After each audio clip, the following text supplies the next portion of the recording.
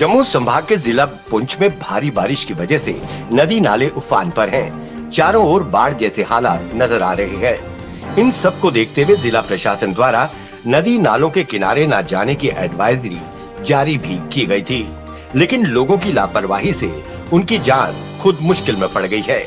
मवेशी चराने गए लोग बीच दरिया में फंस गए। वहीं पुंछ पुलिस द्वारा अपनी जान जोखिम में डालकर लोगों को बचाया गया। पुंछ पुलिस हर तरफ हर जगह से लोगों की हिफाजत में लगी है।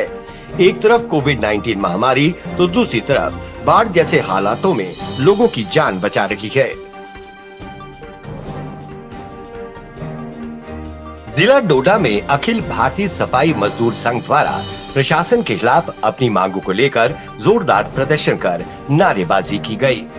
उन्होंने प्रशासन को कर्मचारियों को पक्का करने का मुद्दा उठाया, साथ ही पूरा वेतन देने की भी मांग रखी। उन्होंने कहा कि जब तक प्रशासन उनकी मांगों को नहीं मानता तब तक वो हड़ताल जारी रखेंगे।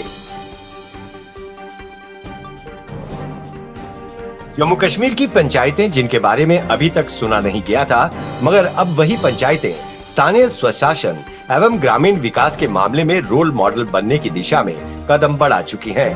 अनुच्छेद 370 की समाप्ति के बाद जम्मू कश्मीर में बैक टू विलेज कार्यक्रम शुरू किया गया था। इसके 2 सफल चरणों के बाद अब तीसरे पड़ाव की तैयारी की जा रही है।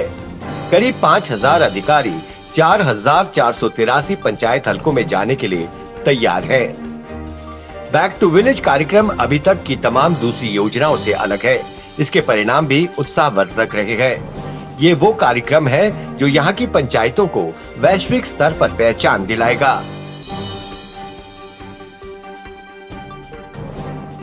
अंतर्राष्ट्रीय क्रिकेट से हाल ही में संन्यास लेने वाले टीम इंडिया के पूर्व सदस्य सुरेश रैना प्रदेश में गरीब और ग्रामीण बच्चों को क्रिकेट की बारीकियां सिखाना चाहते हैं। जम्मू कश्मीर पुलिस के प्रस्ताव को स्वीकार करते हुए रैना ने पुलिस महानिदेशक दिलबाग सिंह को पत्र लिखकर कहा कि वो गरीब और ग्रामीण बच्चों को क्रिकेट के गुर सिखाना चाहते हैं।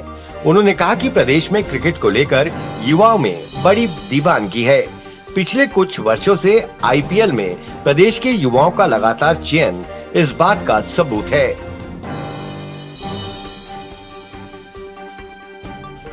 पहाड़ी इलाकों में तड़के हुई जोरदार बारिश के बाद दरिया और नालों में जबरदस्त उफान आ गया है।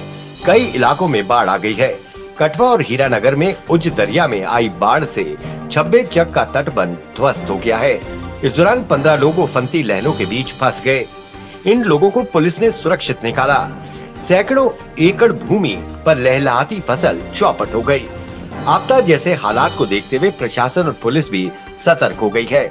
पुलिस की ओर से लोगों को विभिन्न थानों से संपर्क नंबर एडवाइजरी के साथ जारी कर दिए गए हैं, जिनमें उन्हें नदी नालों से दूर रहने की हिदायत दी गई है। पुलिस की मदद से राजबाग थाना पुलिस और एसडीआरएफ ने घंटों बचाव अभियान चलाते हुए सभी फंसे हुए लोगों को सुरक्षित निकाल लिया। प्रधानमंत्री मोदी ने वीडियो कॉन्फ्रेंसिंग के जरिए आत्मनिर्भर भारत रक्षा उद्योग पर एक बैठक को संबोधित किया।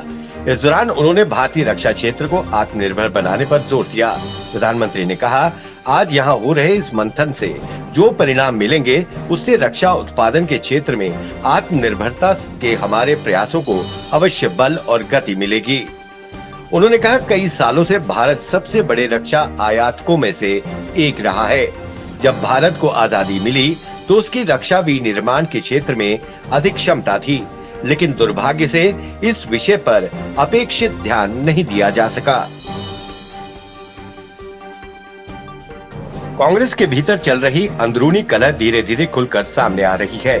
कांग्रेस के वरिष्ठ नेता और पूर्व केंद्रीय मंत्री कपिल सिब्बल ने उत्तर प्रदेश कांग्रेस द्वारा पार्टी के नेता जितेंद्र प्रसाद पर निशाना साधने की आलोचना की। उन्होंने ट्वीट कर लिखा कि दुर्भाग्यपूर्ण है कि जितेंद्र प्रसाद को कांग्रेस में आधिकारिक तौर पर निशाना बनाया जा रहा है। कांग्रेस को भाजपा पर सर्जिकल स्ट्राइक की बजाय अपनी ही पार्टी के नेता को निशाना बनाने में मेहनत करनी पड़ रही है। बता दें कि जितेंद्र प्रसाद उन 23 नेताओं में से एक हैं, जिन्होंने नेतृत्व परिवर्तन के लिए सोनिया गांधी को चिट्ठी लिखी थी। चीनी सरकार के मुखपत्र ग्लोबल टाइम्स द्वारा किए गए एक सर्वेक्षण के हैरान करने वाले नतीजे सामने आए हैं। इस सर्वे में पता चला है कि अधिकांश चीनी अपने स्वयं के नेताओं की तुलना में प्रधानमंत्री नरेंद्र मोदी की सरकार से अधिक खुश हैं। सर्वेक्षण के अनुसार लगभग 50% चीनी नागरिकों ने भारत में प्रधानमंत्री मोदी की सरकार की प्रशंसा की, जबकि 50% लोग बीजिंग के पक्ष में हैं। सर्वेक्षण में पता चला है कि लगभग 70% चीनी मानते हैं कि भारत में चीन विरोधी भावना बढ़ी है, जबकि लगभग 30% लोगों ने कहा कि बीजिंग और नई दिल्ली के बीच संबंधों में सुधार होगा। चीन, पाकिस्तान, नेपाल के साथ सीमा पर तनाव के बीच सेनाओं को सशक्त करने का काम निरंतर जारी है। Chief of defence staff (CDS) Bipin Rawat द्वारा इस 8 अक्टूबर को इंडियन एयरफोर्स को पहला ट्राई सर्विस कमांड मिल सकता है, जो कि पूरे देश के एयर डिफेंस को संभालेगा। ऐसे समय में जब राष्ट्र के समक्ष चीन और पाकिस्तान के जैसी दोहरी चुनौती है, तब इस प्रकार के कमांड का बनाना बहुत लाभदायक साबित होगा। इसका उद्देश्य होगा कि सेना की तीनों सर्विसेज की सुविधाओं के एक कमांड के अंडर में लाना, ताकि देश के हवाई क्षेत्रों को सुरक्षित रखा जा सके। उल्लेखनीय है कि 8 अक्टूबर को वायुसेना दिवस होता है। इसी दिन ट्राई सर्विस कमांड का ऐलान किया जाना है। जम्मू कश्मीर में कोरोना के 655 नए मामले सामने आए हैं। वहीं दूसरी तरफ 528 लोगों ने कोरोना वायरस को पिछले 24 घंटे में मात दी और स्वस्थ हुए। प्रदेश सरकार द्वारा जारी बुलेटिन के मुताबिक पूरे जम्मू कश्मीर में अब तक 671 लोगों की मौत हो चुकी है।